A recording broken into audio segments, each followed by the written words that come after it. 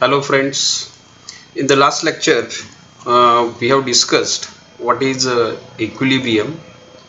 Then also we have seen what are the conditions of equilibrium for concurrent force system as well as for the general force system.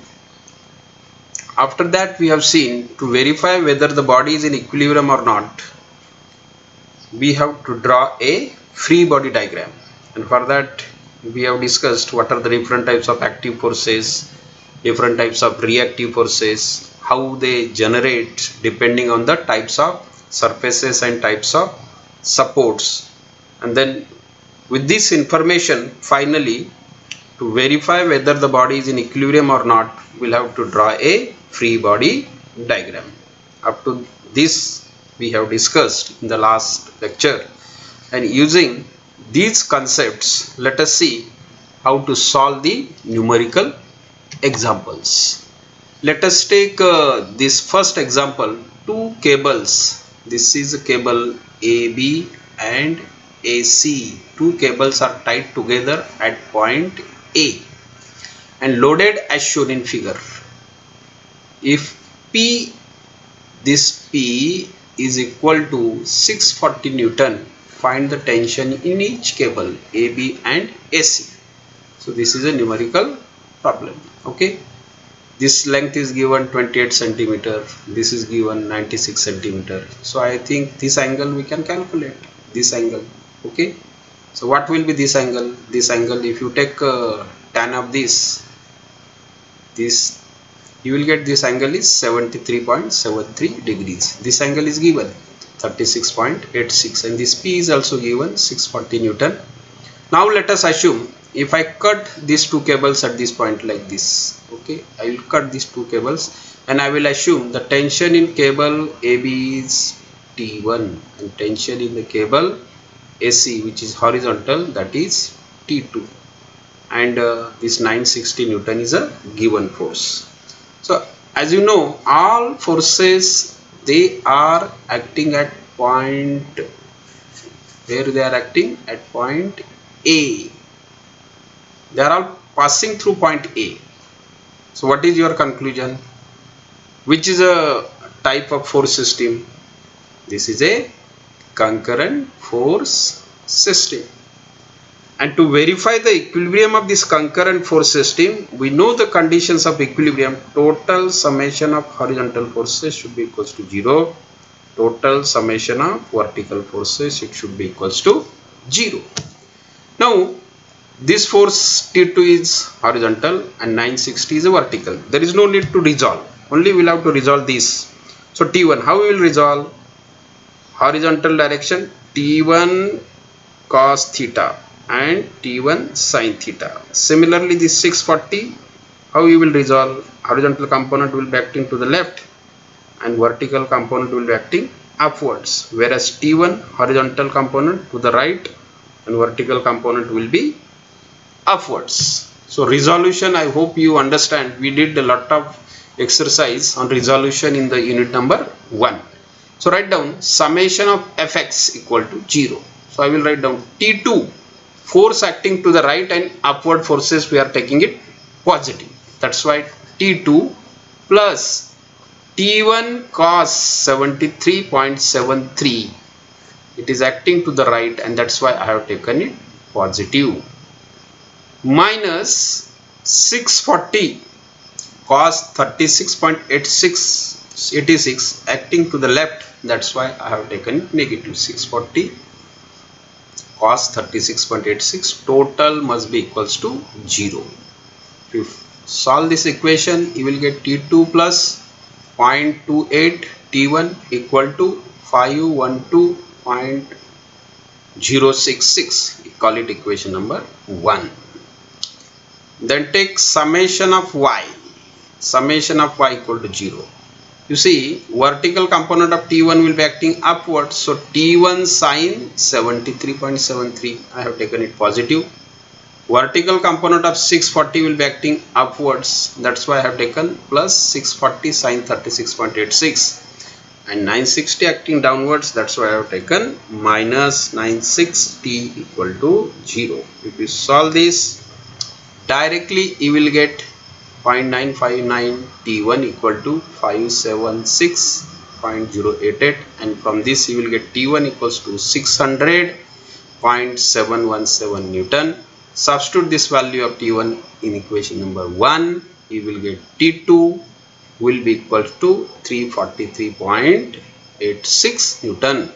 So this way, using the conditions of equilibrium, Fx equals to 0 and Fy equals to 0, we have solved this numerical. You do it on calculator so that you will get more practice and you can solve similar examples by taking them from the standard reference books. Now let us take a simple example. Next one, find force of equilibrium of the force system as shown in figure. So what is the meaning of force of equilibrium? Or we'll have to find out the equilibrant of this force system. So we have to find out the equilibrant. Equilibrant we can calculate directly. So first we'll have to find out the resultant.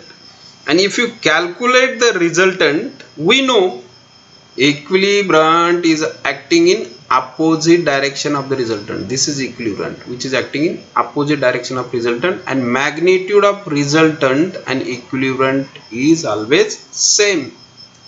So first you find out the resultant, and resultant itself is a equilibrant, only it is acting in opposite direction. That is what it should be clear to you. So numerical is not difficult, but the concept you must understand. Okay. Now you see this 25 Newton, 45 Newton and 50 Newton. Angles are given with respect to horizontal. So directly you resolve summation of Fx. This horizontal component of 25 cos 30. Horizontal component of 45 will be acting to the left. So minus 45 cos 70. Minus horizontal component of this 50 will be acting to the left. So minus 50 cos 60 equal to minus 18.70 kilonewton. Similarly, summation of Fy equal to vertical component of 25 will be acting upwards. So 25 sin 30 plus 40. You see this 40 is not given. Here this 40 is acting vertically upward. Please make this correction. This 40 here at this point, the 40 Newton is acting, which is acting in upward direction. Next one, this 45 vertical component is like this, upwards. So 45 sin 70, 45 sin 70, and this 50 vertical component will be acting downwards, minus 50 sin 60, minus 50 sin 60. If you take total of this, 51.484 kilonewton. Now substitute, find out the resultant using the same equation. You know it, R equals to 54.789 kilonewton. Please make correction in this numerical. This 40 kilonewton is acting along y-axis at this point, okay, then only you will get this answer, 54.789. Direction you can find out summation of Fy by Fx, you will get 69.998 in second quadrant. Why second quadrant? Because x is minus, means to the left. You see this x is to the left, y is positive, summation of y is positive, and that's why it is upward. So like this, and that's why resultant is in second quadrant and the equilibrant will be in fourth quadrant. So equilibrant is equal in magnitude, opposite in direction to the resultant, therefore it is in fourth quadrant. So remember, whenever the equilibrant is asked in the numerical example, you find out a resultant and just show equilibrant in opposite direction. That is what it is expected in any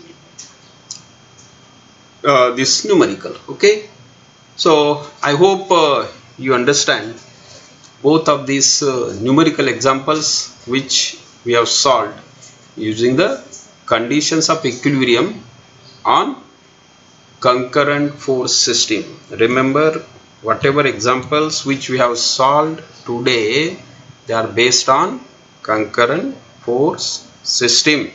Summation of fx equals to 0 and summation of fy equals to 0. In the next class, I will discuss numerical examples of equilibrium on general force system, or it is also called as a non-concurrent force system.